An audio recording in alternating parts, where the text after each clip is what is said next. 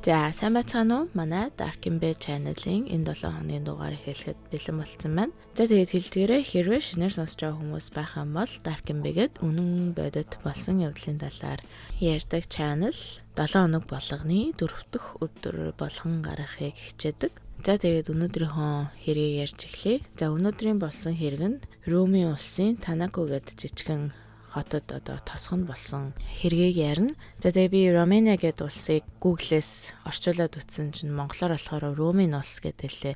Румын улс гэдэг нэг нөгөө Румен гэдэг улс гэдэг шүү дээ. Тэрнтэй адилхан уу юу та нараас хэлээд өгөөрэй. Румын гэдэг болор тал дээр бичсэн байлээ. Тийм болохоор зөв дуудаж гин үү, буруу дуудаж гин үү та нараас комментээр бичээд өгөөрэй. За тэгээд энэ тосгон нь болохоор нэлээд ядуу тосгон, тог цахилгаан байхгүй, орой удаашлаа хэрэгэлдэг, бас маш их шашинлаг тосгон байсан болохоор том модон загалмаануудтай. За нэг ийм газар болсон хэргийг ярина. За 2005 оны 4-р сард Marichka Irine Korniche гэдэг эмэгтэй багийнхаа найз болох Анхелтэй уулзах гээд очдог. За тэгээд их урт нэртэй болохоор энэ эмэгтэйг Ирина гэдээ дуудаад явчих. За найз Анкл нь Holy Trinity гэдэг нэртэй сууд маш удаан гэлэнмаагаар ажиллаж исэн нэг тийм эмэгтэй байгаа. За тэгээд Ирина Танако гэдэг тосгонд ирсэн цагаас хойш сонин дуу, хийм сонсоод сүмийн цуглаан болж огт гинт чангаж байгаа нэгээл эсвэл өөрийгөө ойрхон байгааг тогшлыг аваад гимтэж эхэлсэн. За тэрийг нь харсан гэлэнмаанар Иринагийн сүнс нь чөтгөр болчиж муу ёрын сүнс биеинд нь орцсон мана гэд эмэгтэйг 3 өдөр Есүс Христийг нөгөө цовдлж исэн шүү дээ. Яг тэрэн шиг тийм том загалмааг өөрсдөө гараараа хийгээд эмэгтэйг уяад хүлээд 3 өдөр тарчлааж зовоосон. За ингээд цаашаага ярихаас өмнө Иринагийн талаар жоохон ярив. За Ирина баг байхдаа хүүхэд нас нь ер нь яг иймэрдүү Танако гэдэг тосгон шиг маш их ядуу тосгонд өнгөрсөн. Ирина 1982 онд Васлови гэдэг дүүрэгт төрсөн. Хүүхэд нас нь бол маш хэцүү өнгөрсөн. Дээрээ нэг том ахтай, том ахыг нь Васили гэдэг. За тэгээд Ирина маш ядуу өссөний дээр аав нь 2 настай байхад нь яг урт нь өөрийгөө боомлж амиа орлсон. За тэгээд жоохон байсан ч гэсэн яг урт нь аав нэм аимшигтай зүйл хийхэр ч яг юу болоод байгаа мэдэхгүй ч гэсэн мэдэрсэн мэдрэмж гэж байгаа штэ. Тэр нь бол насан туршид нь Иринагийн хувьд үлдсэн. За энийг нь мэдсэн Иринагийн ээж нь архинд орж сүүлдээ хүүхдүүдээ харж чадхаа байгаад Ирина Васили хоёрыг хүүхдийн асрамжинд аваачиж өгдөг. За энэ үед 1980-ад оны үед байсан болохоор Румын асрамжийн газрууд бүр аимшигтай нөхцөлд ажилладаг байсан. Хоол унд маш муу, хангалттай харж хандах асрагчид байхгүй болохоор бараг 40-50 хүүхдэд нэгэн асрагч байдаг. Маш хатуу нөхцөлд байдалд Ирина Васили хоёр өссөн. За энэ үед Румын улс коммунист засаглалтай Николай Чаушеску гэдэг дарангуулагч ард иргэдэд диктатурны байдлаар удирддаг. Тэгээд улс орн нь маш ядуу зүдүү байсан болохоор улс орныхоо иргэдийн тоог ихсэх юм бол эдийн засаг сайжирч магадгүйгээд аюулгүй секс хийхийг хориглосон. Бэлгэвч болон тухайн үеийн жирэмслэлтээс хамгаалах эм хэрэгслийг бол бүгднийг хорьцсон гэсэн. Тэгээд дээрээс нь нэмээд бүр эмэгтэйчүүдийн ажлын офис дээр цагтаа нарыг явуулаад жирэмсэн байна уу гэдгийг шалгадаг. За хэрвээ жирэмсэн биш байх юм бол шийтгдэг. Тэгээ бас аборт хийлгэх хоройтой байсан. Тэгээ бүр нэг эмэгтэй хүн 5 хүүхэд төрүүлжиж шийтгэлгүй өнгөрдөг хуйлтай болсноос болоод маш олон асрамжийн газруудад хүүхдүүд очиж исэн. За тэгээ бас дээрээс нь энэ Румын улс нь бусад орнуудад маш их өртөө. Тэгээд өрөө төлөх гээд нөгөө асрамжийн газруудад тавлсан мөнгө нь бүр бага болоод хүүхдүүд нь Иранууд урдныхаасаа бүр их нөхцөлд өсөж тавьж исэн. За гадны орноос тусламж ирээд ч юусоо нэмэргүй. Дээр байгаа хүмүүс нь хуваагаад хоорондоо идчихдэг. За ингээд яг хідэн хүүхэд болон нэраа хүүхдүүд иймэрхүү асрамжийн газарт зовж тарчилж өссөн яг баттай номер байхгүй ч гэсэн 1989 онд Николай татан богдсны дараа 100,000 гаруй хүүхдүүд бол асрамжинд байна гэсэн бүртгэлтэй байсан. Тэгээд 1966-аас 1989 оны хооронд нийтдээ 15-аас 18 мянган хүүхдүүд асрамжинд байхдаа бол эндэж нас орсон. За тэгээд энэний талаар ард иргэдэд бол ямар ч мэдээлэл байхгүй байсан. Тэгээд яг яаж ард иргэд нь мэдсэн бэ гэхээр энэний талаар нэг сурвалжлагч нэвтрүүлэг хийгээд зурагтаар цацсны дараа бол маш олон харамсалтай зүйлсийг ард иргэд нь асрамжийн газрын талаар мэдэж авсан. За тэр нэвтрүүлэгт болохоор зөндөө олон хүүхдүүд орноос гавлсан байдалтай тураалд орцсон хэвтчихсэн. Зарим хүүхдүүд нь болохоор орч байхгүй бүр тураалтаа ороод эцээд газраасааш босч чадахгүй болцсон байгаа хүүхдүүд байсан. Тэгээд дөнгөж төрсөн нэраа хүүхдүүд бас ингээд аюу турцсан төмөр орон дээр ганцаархнаа хэвтэж байгаа хит хитэн нэраа хүүхдүүд бас нэг өрөөний болонд бүр 13 хүүхдийн цогцос олцсон. За тэгээд ийм амар нөхцөл байдалтай байсныг румынчууд өөрсдөө хүртэл ерөөсөө мдээгүй байсан. За тэгээд дарангуулагч нөгөө Николай буусны дараа л мэдэж авсан. За тэгээд яг яагаад ийм асрамжин газруудын талаар яриад байгаа вэ гэхээр Ирина болохоор яг ийм амар нөхцөл байдалтай асрамжин газарт өссөн. Тэгээд яг Иринагийн өссөн асрамжин газар нь бүр хүүхдийн порно хүртэл хийж байхыг нь бүр сүулт нь мэдсэн. Тэгээд асрамжийн газрын захирал удирдлагууд нь ерөөсөө хүүхдийн муухай зүйлийг хийгээд байна гэж мэдчихсэн ч гэсэн ямар ч арга хэмжээ аваагүй. За ингээд Ирина жоохон том болоод өсвөр настай болсныхаа дараа өөрийнхөө биеийг хамгаалж сурахаар шийдээд каратены хичээлд явж эхэлсэн чинь дотор байгаа одоо бүх уур уцаар нь гарч ирээд бусад үеийн хүүхдүүдэд дээрлэхэд зодож эхэлсэн. Тэгэд өөрийнхөө сайн найз Анхел руу хүртэл орилоо ташгараад дээрхэлж эхэлсэн. За яг нэр нь болохоор Анхел юм уу, Анхел юм уу яг мэдэхгүй байна. Зарим вебсайт дээр болохоор Анхел гэсэн, зарим дээр болохоор Анхел гэсэн яг хүн хүний дуудлага нь өөр л юм шиг байна лээ. За тэгээд энэ сайн найз Анхелтайгаа асрамжийн газарт бүр бага байхасаа танилцаад сайн найзууд болсон. Хоёулаа үнчин маш их хэцүү бага насыг тулсан болохоор энэ хоёр бол шууд л найзууд болсон гэж хэлж болно. За тэгээд одоо Ирина болохоор найзаагаа ингээд дээрлэхэд зодоо цохоод энэ хоёрын харьцаа ч гэсэн муудаж эхэлсэн. Тэгэд Ирина өөрийгөө ойлгохгүй яагаад ингэж байгаагаа ч юусоо ойлгохгүй. Тэгээд яасан байсан бэ гэхээр өөрөө лесби байсан. Тэгээд тэр үед лесби хүмүүсийг Румын улс ерөөсөө зөвшөөрдгүү, хуулиар хориотой.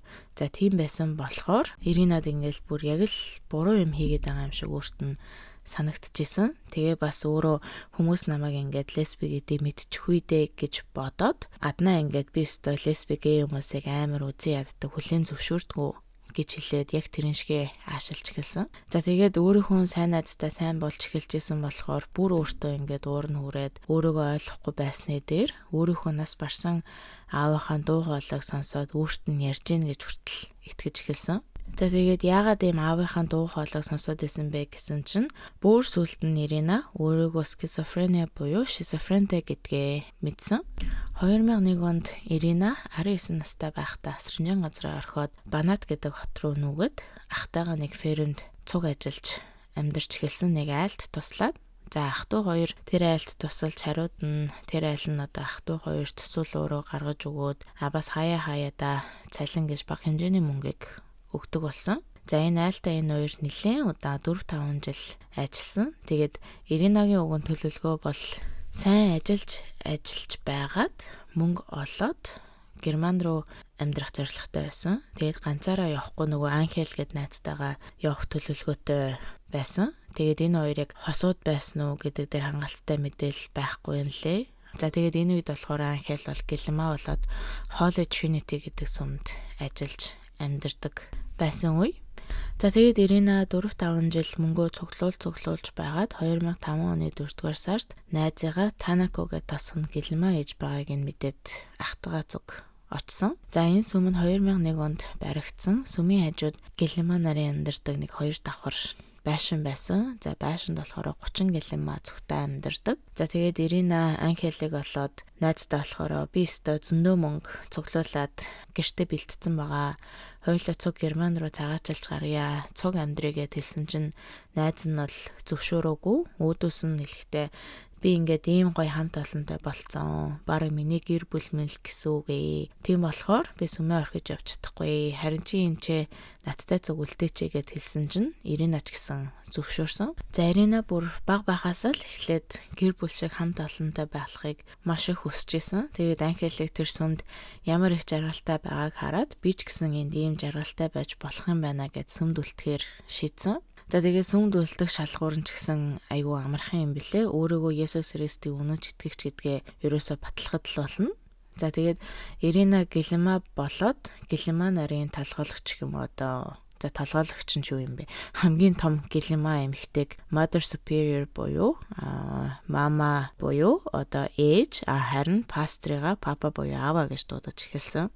Ирина бага байхдаа ээж авийнхаар үзээгүй хэзээч ингээд халуун дулаан сэтгэл хайр халамж үзээгүй байсан болохоор пастор болон одоо нөгөө том гэлэмаа хоёрын үгэнд бол маш амархан орж исэн. За ингээд пастор Даниэлийн талаар жоохон ярихад Даниэл нь пастор болохоос өмнө 1995 онд хөл бөмбөгийн тоглогч байсан. Тэгээд их сургуульд ороод хуулиар сурах гэсэн боловч сургууль зурж хичээлэх ямарч сонирхолгүй дургүй болохоор хуулийн сургуулаа орхиод шашин Есүс Христийн талаар нэг сургуульд ороод 1 жил сураад байжсэн чинь нэг бизнес гэдэг залуу өөртөө нь хурж ирээд цугтаа сүм барихад туслаач гэж гуйснаар одоо байгаа College Unity гэдэг сүмийг 2002 онд барьж дуусгахад нь тусалсан. За тасгааных нь өөр нэг сүмийн пастор нь Даниэлд одоо пастор болох эрхийг нь өгснөөр эрх гэхүү одоо айдас гэхүү ямарчлаас нэг пасторын ажиллалаар Даниэл их сургуулаасаа гараад энэ сүмдээ ирж амьдарч пастор хийж эхэлсэн. За Даниэлийн гаднах төрхөн гэх юм бол одоо та нар зурган дээр харж байгаа амар урт сахалтай, ногоонуудтай, тэгээд бусад гэлэнмаа эдэртэй харьцахтаа захирингуудуугаар харьцдаг, ярьдаг. Тэгээд өөрийнх нь сүмээс бусад сүмийн хууль дүрм, сургаал бүгдээрээ худлаа, хуурамч гэж хэлсэн чинь одоо бусад нөгөө хотын сүмийн холбооны пасторууд нь бүгдээрээ Даниэлийг эсэргүүцээ захиа махаа бичээд пастора болмол гэд явуулсан ч гэсэн Даниэл тэрийг нь ерөөсө тоохгүй өнгөрсөн. За анх сүм баригдахад зөндөө олон лам энтер уган цугтаа энэ сүмд байсан билээ. Тэгсэн чинь бүгдээрээ нэг нэгээрээ өөр сүм рүү яваад Даниэл ганцаараа үлдээд эн чи одоо юу хийх вэ, яах вэ гэж бодож байгаа. Дандаа гэлэнмаа нарыг авчрах хэрэгтэй байна гэд өөртөө нь итгэж үнэнчээр дах болсон 30 гэлэнмааг сүмдээ бол оруулсан. За 2005 онд Ирина анх College Unity гэдэг энэ сүмд очиход ард ирэг тосхных нь бол бүгдээрээ Father Даниэлд дургу буруу намын сургаал зааж гин бас ойр тойрныхоо тосхны эмэгтэйчүүдийг сүмдээ элсүүлж яг колчиг байгуулж гин гэж ярилцдаг байсан. За тэгээд тосгоноороо худлаа мэдээлэл зөндөө тараадаг. Пастор Даниэлийн сүм нь идэвхгүй өвчнийг идгэлээ, сүнс чөтгөрийг зайлуулж чадлаа гэх мэтийн сурахад бол дандаа хот тосгонуудаар явж идэг байсан. Тэрэнд нь пастор бол өөрөө маш их дуртай. Яагаад гэх юм бол мэдээж тиймэрхүү зурхал тарж гинэ гэдэг чинь хүмүүс сүмд нэрнэ гэсэн үг. Тэгээд сүмд ирнэ гэдэг чинь бас мөнгө их олно. За ингээд пастор Даниэл ялангуяа exorcism буюу одоо хүний биеинд орсон муу ёрын сүнсийг зайлуулах арга ёсонд донтож эхэлсэн. За exorcism хийхдээ эхлээд нөгөө хүний биеинд орсон муу ёрын сүнсийг зайл гэж командлаад тэгээ тэр хүн рүү ариун ус цацдаг ч юм уу одоо эсвэл загалмай эдрийг нүүрлүүнд барьдаг ч юм уу одоо нөгөө кинон дээр гараад байдаг шүү дээ. Тэгэнгүүт ингээл зарим хүмүүс нь яг кинон дээр гардаг шиг сонь ойрлол эсвэл зарим нь ингээл дээшээ хөөрж мөрөөл тэгдэг. Тэгээд жоохон байж байгаа 50 болонгууд нөгөө сүнс нь биенээс нь зайлчлаа гэж үздэг одоо тийм арга ёсыг exorcism гэдэг. За тэгээд энэ үед exorcism-ийн талаар нэг амар хууль дүрм гэж байдаггүй. Тэгээд ихэнх пасторууд ингээд exorcism хийхдээ зүгээр л залбираад өнгөрдөг байсан. Харин Даниэл болохоор бүр амар exorcism хийж хүний биенээс сүнс чөтгөр зайлуулж чаддаг гэдгээрээ нэрд гарч эхэлсэн. За ялангуяа ядуу буурай тосгонд амьдардаг айлууд хинхтэй сүмийнхэн пасторт маш их итгэх явдал бол зөндөө байдаг. Хамаг юма даатгадаг байсан болохоор одоо бараг эмнэлэг явахаасаа ч өмнө пастор дээрээ очдог байсан. За энэ Даниэл яг яаж нэрд гарсан бэ гэхээр Ирина дээр exorcism хийж нэрд гарсан. За 2005 оны 4-р сарын 9-нд Ирина болон ах Василинаар анхэл дээр очиод уулзчаад буцаж нөгөө банаа дотруугаа яваад цуглуулсан мөнгө авах гээд богоны буудлын руу яваад богоноо хүлээж авах үед Ирина гинт ойрлоод газар эргэлдэж өнхрөөд чулуу авч агаад нөгөө тулгой руугаа зохиод өөрийгөө гэмтэх гээдсэн. За тэгэхээр нь пастор Даниэл чинь залбираад зүгээр болооч гэд янз бүрийн арга хэрэгэлсэн ч гэсэн юу ч болохгүй байхаар нь Ирина хүлж агаад ойрхон эмнэлэгт аваачаад үзүүлсэн чинь халуурсан, айсан, сандарсан байдалтай байсан.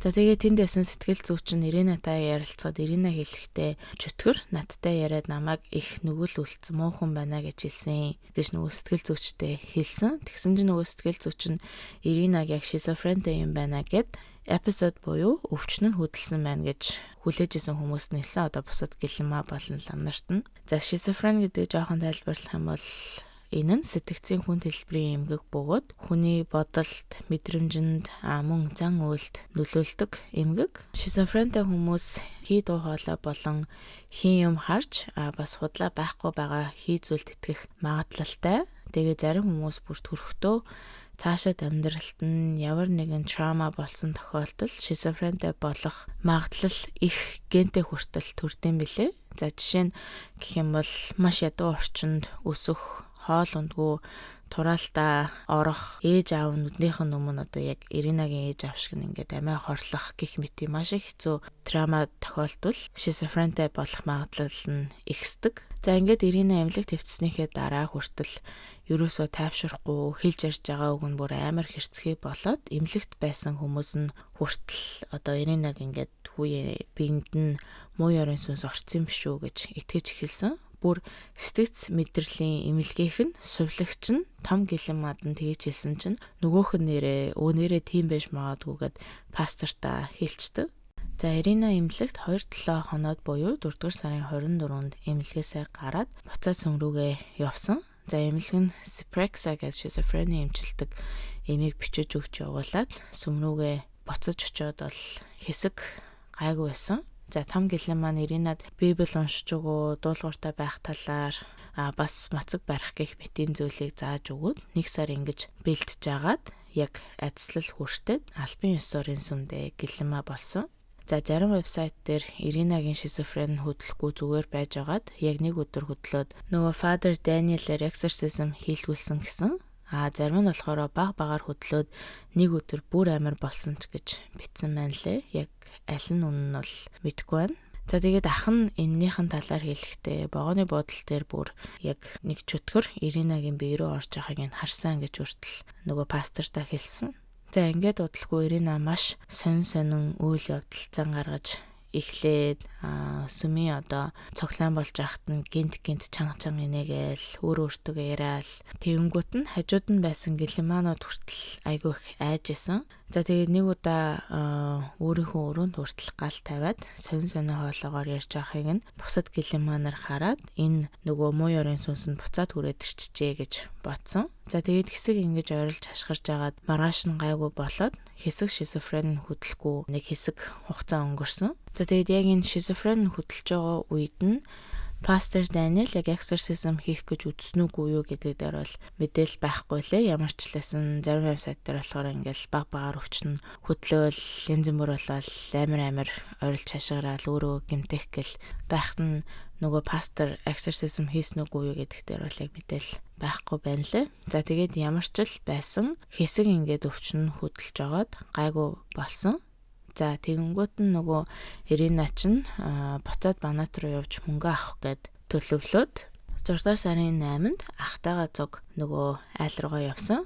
За ингээд нийт 4500 евро цуглуулсан байсан. Тэгээд тэрийг нөгөө айлтаа итгээд үлдээгээд за мэнгэ найз дээр очичоод ирье. Буцаж үрж ирээд би мөнгө авъя шүү гэж хэлээд 6 сарын 8-нд яваад очсон чинь нөгөө айл нь хамаг мөнгийг нь өрөөд ердөө 500 евро үлдээсэн байсан. За тэгээд Ирина уг нь тэр 4500 еврогоо аваад сүндээ хандлагч ийсэн мөлий. Тэгсэн чинь тэрийг нь өөрөөс нь ерөөсөө асуухчгүйгээр нөгөө айл нь хэргэлцэн. За тэгээд тэр болоогүй дээрээс нь хуучин өрөөндөө ороод өөрийнхөө юмнуудыг авах гээд орсон чинь бүр шал угаас танихгүй охин оронд нь ороод хамгийн юмыг хэрглэж байгааг нь хараад одоо бүр амар Иринагийн уур нь хүрээд шизофрен нь хөдөлчдөг. За тэгээд шизофрентэй хүмүүсийн хувьд ямар нэгэн стресс юм уу уур хүргэсэн асуудал гарахад өвчин нь хөдөлдөг. За ингээд ахтайгаа буцаж сүм рүүгээ 6 дугаар сарын 9-нд явсан. За ах нь хэлэхдээ болохоор нэг бол Ирина зүгээр тайван байж яснаа 5 минутын дараа гэхэд нүд нь ингээл том болоод чанга орлол өөрийгөө гэмтэх гэж үзэл сонин болоод исэн. За тэрийг сонссон гэлэмаанаар нь Иринагийн хажууд залбираад тайвшруулах гад үзээд одоо юу ч болохгүй байхаар нь сүултээ Father Daniel-ыг дууддаг. За ингээд Ирина бүр сүултээ юм ууж идэхэ болоод өөрийгөө ингээл бүр амар гэмтэх гээд байхаар нь гэлэмаанаар орноос 2 гар хөлийг нь уяад Father Daniel-ыг дуудаад Даниэл Иринагийн сэтгцэн зүгээр харин сүнс нь зүгээр биш байна гэд муу ёрын сүнс орсон байна гэд 6 дугаар сарын 12-н 13-нд том загалмайд Иринаг 4 гэлэнмаа нийлж хүлээд яг Есүс Христ нэг загалмай цовдлуулж байгаа юм шиг хүлээд өрөөнөөс нь гаргаад сүм рүүгээ оруулаад газар хөвтүүлж агаад аманд нь даавж ихэд exorcism хийж эхэлсэн. За эхлээд бүгдээрээ тойр зогсож байгаа залбираад дараа нь ариун усыг аманд нь хүргээд үргэлжлүүлж залбираад одоо бүхэл бүтэн 3 өдөр 3 шөнө босоогоороо байдалтай нь хажууд нь лам гэлэн манаар залбирч хонсон. За тэгээд хоолнд ерөөсөө байхгүй ганц өгсөн ус нь нөгөө holy water гэдэг ариун усыг аманд нь урууланд нь ингээ жоохон хүрэхээр л тэрнээсээ жоохон долоож усууж исэн. За ингээд 6 дугаар сарын 15-ны бүтэн сайн өдрийн сүмийн цуглаан болж зөндөө олон хүмүүс одоо сүмд ирэх байсан болохоор Иринаг нөгөө олсноос нь тайлаад гэлэнмаа нарын амьдардаг өрөө рүү нь оруулаад нэг гэлэнмаа Иринад ус болон талхыг өгсөн. За тэгээд энэ үед Ирина маш их султцсан байсан болохоор одоо хоол идэг 3 онц усуу 3 онц тэгэн штэ. Тийм болохоор аюу тийм чимээгүй тайван болцсон байсан болохоор муу ёрын сүнс нь байхгүй болцсон гэж үзээд гэлэнмаа нар сүмрүүгээ цуглаан руугаа оролцох гээд яваад өчтөв. За тэгсэн нэг гэлэн маань буцаж хурж ирээд Иринаг анзаарсан чи ерөөсөө хөдлөхгүй нүдэн нанастай хэвчжсэн. За тэгэхээр суцын бариад үтсэн чинь суц ерөөсөө мэдрэгдэхгүй болохоор нь түргэн дуудаад түргэн хурж ирээд зүрхийг нь цохлуулах адреналин тарьсан ч гэсэн аль хэдийнэ оройтцсан байсан. За тэгээд түрүүний машинд Иринаг оруулаад эмнэлэг рүү авч явсан ч одоо эмхтэд хийж чадах юм юуч байхгүй болцсон байсан. За том гэлэн маань Иринаг түргнийх нь л алчлаа 6-гийн 6 адреналины тариа хийгээд зүрхийг нь зогсоосон гэж хэлсэн ч эмнэлэгт очиод үзэхэд Ирина бол аль хэдийнэ нас орсон байсан. Нас ороод бүр 24 цаг болж байгаа гэж үзсэн. Тэгээд өгсөн шалтгаан гэх юм бол тархинд нь хангалттай цус очоогүйгээс болсон гэж үзсэн. За тэгээд ихэнхдээ маш их хэмжээгээр хөлрөх юм уу цус ихээр алдсан тохиолдолд ийм шок болж хүн нас ордог. Гэхдээ Иринагийн хувьд гэх юм бол хоол идэг үү 3 хонсон дээрээс нь загалмаа дээр яг нэг байдлаараа 3 хонсон болохоор хангалттай цусны эргэлт байгаагүйгээсээ болоод бол нас орсон гэж үзсэн. За тэгээд гар хөлөнд нь олсны уйсан мөр байхыг нь эмчнэр нь хараад бол шууд цагтаа дууддаг. За тэгээд 6 дугаар сарын 16 болж мэдээгээр Танако гээд тосгонд юу болсныг нь хүмүүс мэдээд бол маш ихээр гайхаж одоо ууралж эхэлсэн ард иргэдэн. За нөгөө дарангуулагч Николай гэдээсэн штэ. Тэр нөхөр чинь нөгөө хамаг сүм хийдийг зөндөө олноор нь хаацсан байсан бэлээ. За тэгээд өөрөө татан богцсныхын дараа шин сүмнүүд зөндөө олноор бий болоод тэгсэн чинь сүмнүүд баг хамаа намаагүй хүмүүсийг пастраар аваад исэн бэлээ. За ингээд Иринагийн оршуулга нь 6 дугаар сарын 20-нд болж өөрийнх нь төрсэн газар өөрийг нь оршуулсан. За цагтаа нар пастор Даниэлийг нөгөө 4 гэлэнмаатай бүгдээрингийн баривчилж аваад 11 цаг мэдүүлэг авсны эцэст Иринаг зовоож тарчлаалж төлөвлөгөөтэй алсан гэж шүүгцэн. За энэний талаар болгон ард иргэд нь ерөөсө 2 хуваагдсан. За нэг хэсэг нь гэх юм бол сүмийн гэлэнмаанаар болон пастор өөрсдийнхөө итгэл үнэмшлэр Иринад туслах гэж хичээж исэн. Ямар ч алах зориггүй байсан. Тийм болохоор аллах биш одоо санамсаргүй байдлаар амнасаа алдсан гэж шүүгдэх хэрэгтэй гэжсэн. Зарим нь болохоор бүхэл бүтэн амьд хүн 3 өдөр 3 шөнө хоолнд өгөөгүй гар хөлөнд нь утганы мөр зодуулсан хөхөрсөн мөр байсан болохоор юу хийж ийснэ тэд нар мэдчихсэн. Байж болох хамгийн дээд ялыг өгөх хэрэгтэй гэд яг 2 багтцсан байсан. За ингээд пастор Даниэл мэдээгээр гарахдаа Иринаг бурхан өөр дээр авсан. Ганц аврагдах боломж нь л тэр байсан байлгүй дээ. Бурханы хүсэл тэр байсан гэсэн шалтгааныг бол хэлсэн. За энийг сонссон Ортодокс сүмийн гишүүд нь пастор Даниэлийн пастор байх эрхийг нь хасаад Holy Trinity гээд нөгөө сүмийг нь ч гэсэн хаагаад бас дахиж exorcism хийхийг бол тэр аяараа хориглосон. За ингээд дараа нь Даниэлийг их сургуулаа шашны мэрэгчлэр сурч дуусгасан гэх нь худлаа болохыг нь мэдээд ирээдүйд пастор болох хүмүүсийг маш сайн шалгаж бас сэтгэс мэдрэлийн шалгалтанд оруулахаа ч гэсэн одоо энэ сүмийнхэн нь амласан. За тэгээ Даниэлийн хувьд гэх юм бол одоо болтол энэ Танакогийн тосгондоо нэртэй пастор хэвээрэл байгаа юм билээ. Иринагийн биеинд үнэхээр муу ёрын сүнс орсон байсан. Тэгээд Father Daniel тэр муу ёрын сүнсээ биенээс нь гаргаж чадсан. Ирина өгсөн бид нарт хамаагүй гэж итгэдэг одоо маш олон Father Daniel-ийн дагагчид байдаг. За тэгээд тэд нар бүр шүүх хурал дээр нь хүртэл очоод буруутай юугүй юу гэдгийг нь хүлээж суусан. Тэгээд шүүх хурал буруутай гэж тогтооцсон чинь нөгөө дагагч нар нуул үгүй мөгөөгээд эсэргүүцэл үзүүлээ. Тэгээд дээрээс нь нэг итгэгч нь хүртэл Ирина яг үнэндээ эмнэлэгт байхдаа нас барсан. Тэгээд бидний сүмийг байхгүй болох гэж ийм худлаа зүйл хийж гинэ гэж хүртэл сонин телевизэд ярилцлага өгсөн мэн лээ. За тэгээд 2007 оны 2 дугаар сарын 19-нд шүүх хурал болоод буруутай гэдг нь тогтоогдож 14 жил шоронд орох ялыг авсан. За нөгөө том гэлэн маань 8 жил, нөгөө 3 гэлэн маань тус 5 жилийн ялыг. Нөгөө 3 гэлэн маань хинбэ гэхээр нөгөө загалмаа дээр аваачиж хүлсэн штэ. За тэр 3 гэлэн маа чинь бас хүний амь насанд хүрэхэд тусалсан гэдэг шалтгаанаар 5 жилийн ялыг авсан. За тэгээд Даниэл ердөө 7 жил шоронд сууж агаад шоронгоос суллагдаж гараад нэг сүмд очиж амьдарсан чинь тэр сүмийнх нь одоо юу хийснийг мэдчихсэн болохоор олигтой хүлээж аваагүй. За тэгсэн чинь нөгөө Танакогийн тусгных нь нэг итгэгч нь Даниэлд одоо бүхэл бүтэн газар байшинг бэлэглээд одоо тэрэндээ одоо хүртэл маш тухтай амьдарч байгаа юм билэ. За тэгээд энэ явдлаас үүдээд Crucifixion гэдэг кино хүртэл гаргасан байна лээ. За тэгээд энэ хэрэг бүр миний хувьд ингээд 1800-аад онд болсон юм шиг санагтаад байсан чинь ердөө 2006 онд болсон хэрэг. За тэгээд хөөрхийн эмэгтэй маш хэцүү амьдралыг туулсан, сэтгцийн өвчтөй байхад нь биенд нь чөтгөр орсон байна гэд 3 өдөр зовоож тарчлааж өгсөн харамсалтай хэргийг ярьлаа. За тэгээд та нар бас юу гэж бодож гин энергийн талаар доор комментээр үлдээгээрэй. Тэгээд урдны нөгөө миний сүүлийн дугаар дээр хүмүүс нэг комент бичсэн байсан байхгүй. Дургу бол яах гэж ярьтэмэрт ингээд. За тэрний талаар нэг юм хэлэхэд би дургу байсан бол ингээд үдээд бүхэл бүтэн 4 жил одоо бараг 5 дахь жилдээ ингэж иймэрхүү болсон явдал ярьж суухгүй. Яасан бэ гэхээр би ингээд хурдан ярахаар миний амьсгаад авчтаад байдаг байхгүй юу. Тэгээд тэрийг ингээ хүмүүс сонсчоод энэ одоо ямар амар дургу ярьдэм бэ? Дургу бол болооч гэдэн лээ. За тэр хүмүүсээ миний дугаар таалагдахгүй, ярьж байгаа таалагдахгүй байх юм бол манай Дүлгөнөөгийн дугаарыг сонсоо. Эсвэл өөр зөндөө олон crime суугууд гарцсан байна лээ. Тэгээд тэдрийг ч гэсэн сонсороо түүж авч байгаа те. Аль нь гоё ярьж гин, аль нь тиймэрхүү ярьж гин. Тэндээс сайхан шилээ сонгоо ярьчихгүй. Тийм заримнаас айгүй инээдтэй комент бичнэ. Юу лээ яг битүүрээ одоо менежер үү, битүүрийн захирал уу те айгүй юу гэж орж ирдэг үлээ. Тий 30 минутын дугаар чинь дэндээ өгөх байна. 10 минутанд хийж болохгүй юу ч гэх юм.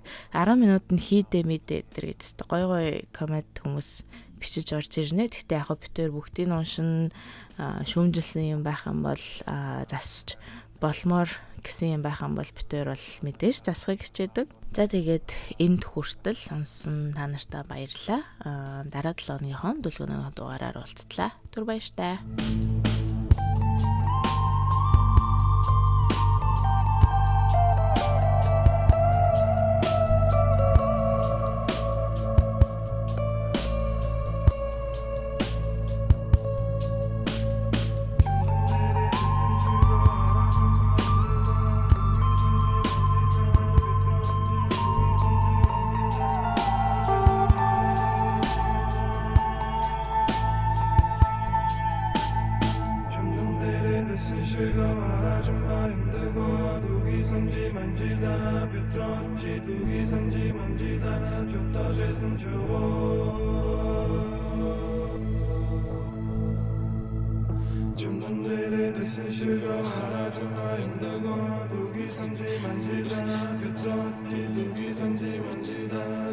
Just